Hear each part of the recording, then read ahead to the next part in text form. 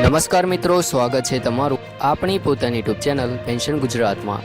મિત્રો, આજનો વિડીયો ગુજરાત રાજ્યના હજારો નહીં પરંતુ લાખો નિવૃત્ત કર્મચારીઓ અને હાલમાં સેવા આપી રહેલા સરકારી કર્મચારીઓ માટે ખૂબ જ મહત્વનો છે, કારણ કે રાજ્ય સરકાર દ્વારા એવા નિર્ણયો લેવામાં આવ્યા છે જે વર્ષોથી ચાલી રહેલી માંગણીઓ સાથે સીધા જોડાયેલા છે। મિત્રો, જો તમે અથવા તમારા પરિવારમાં કોઈ વ્યક્તિ ગુજરાત સરકારની સેવામાંથી નિવૃત્ત થઈ હોય અથવા 2006 પછી નિવૃત્તિ લીધી હોય અથવા 1 એપ્રિલ 2005 પહેલાં ભરતી પ્રક્રિયામાં સામેલ થયા હોય તો આ વિડીયો તમારા માટે અંત સુધી જોવો ખૂબ જ મહત્વપૂર્ણ છે।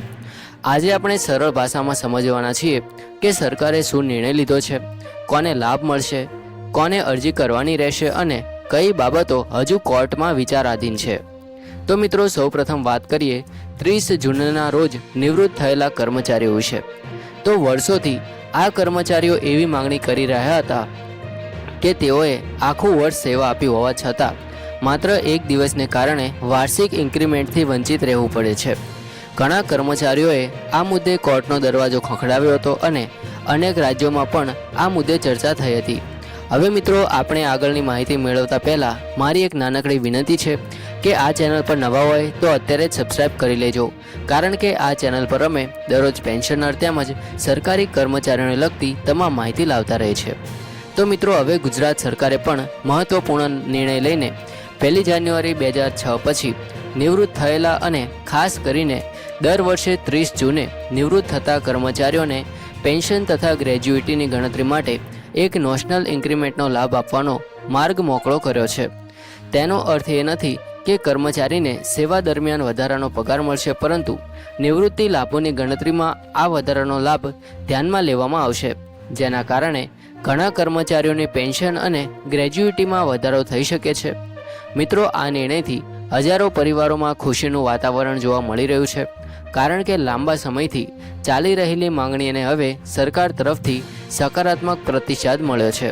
પરંતુ અહીં એક મહત્ત્વની બાબત પણ સમજવી જરૂરી છે કે સરકારે નેશનલ ઇન્ક્રીમેન્ટનો લાભ મંજૂર કર્યો હોવા છતાં અનેક પેન્શનર સંગઠનો હજુ પણ સંપૂર્ણ એરિયર્સ અને બાકી રહેલા નાણાકીય લાભોની માંગ કરી રહ્યા છે। આ મુદ્દે વિવિધ કોર્ટોમાં અરજીઓ અને કેસો હજુ વિચારાધીન છે, એટલે ભવિષ્યમાં આ સંબંધિત વધુ નિર્ણય આવે તેવી શક્યતા પણ નકારી શકાય નહીં। હવે આપણે વાત કરીએ જૂની પેન્શન યોજના એટલે કે OPS વિશે।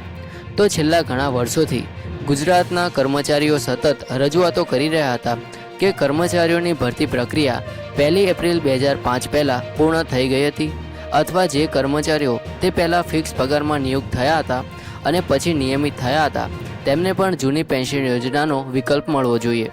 આ રજૂઆતોને ધ્યાનમાં રાખીને સરકારે મહત્વપૂર્ણ સકારાત્મક વલણ અપનાવ્યું છે।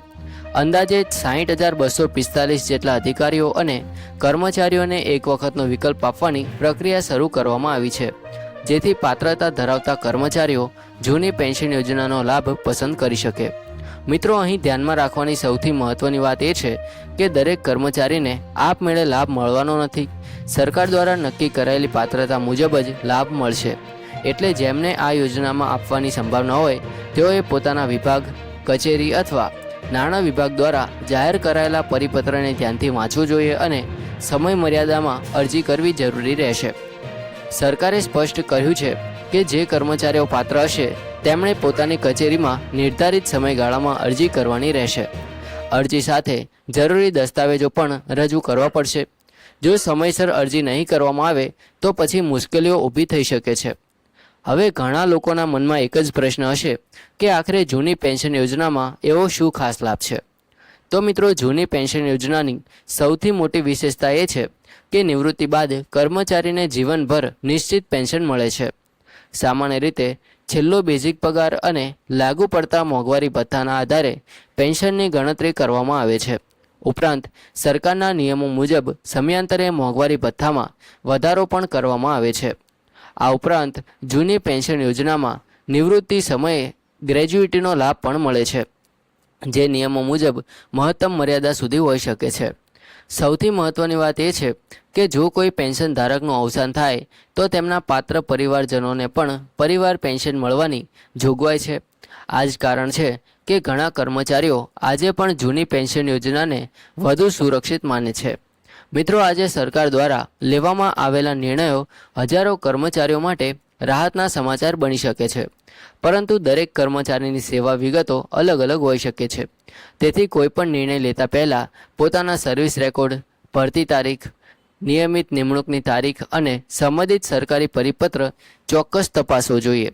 જો તમે 30 જૂને નિવૃત્ત થયા હોય અથવા 1 એપ્રિલ 2005 પહેલાં ભરતી પ્રક્રિયામાં સામેલ રહ્યા હોય અથવા ફિક્સ પગારમાં નિમણૂક પછી નિયમિત થયા હોય તો તમારા માટે આ માહિતી ખાસ મહત્ત્વની બની શકે છે।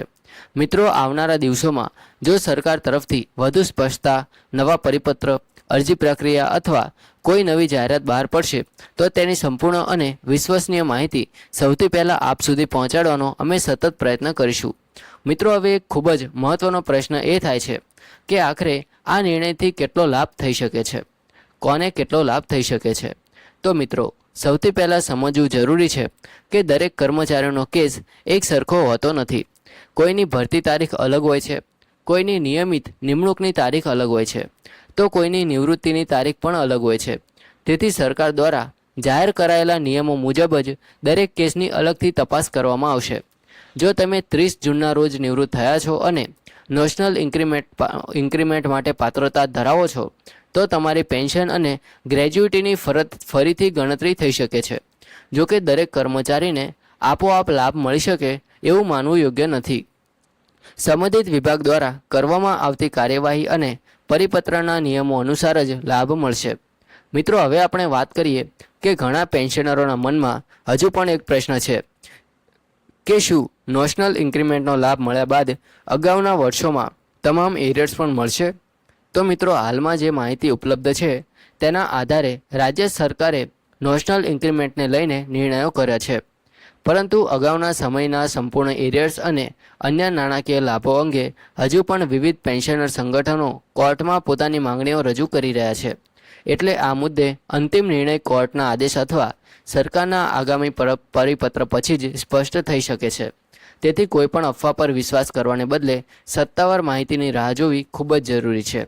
મિત્રો, હવે આપણે રાજ્ય સરકારે અંદાજે 60,000થી વધુ અધિકારીઓ અને કર્મચારીઓને વન ટાઈમ વિકલ્પ આપવાનો જે નિર્ણય લીધો છે તે ઘણા પરિવારો માટે રાહતના સમાચાર બની શકે છે, પરંતુ અહીં એક વાતનું ખાસ ધ્યાન રાખવું પડશે કે આ વિકલ્પ માત્ર પાત્ર કર્મચારીઓ માટે જ રહેશે।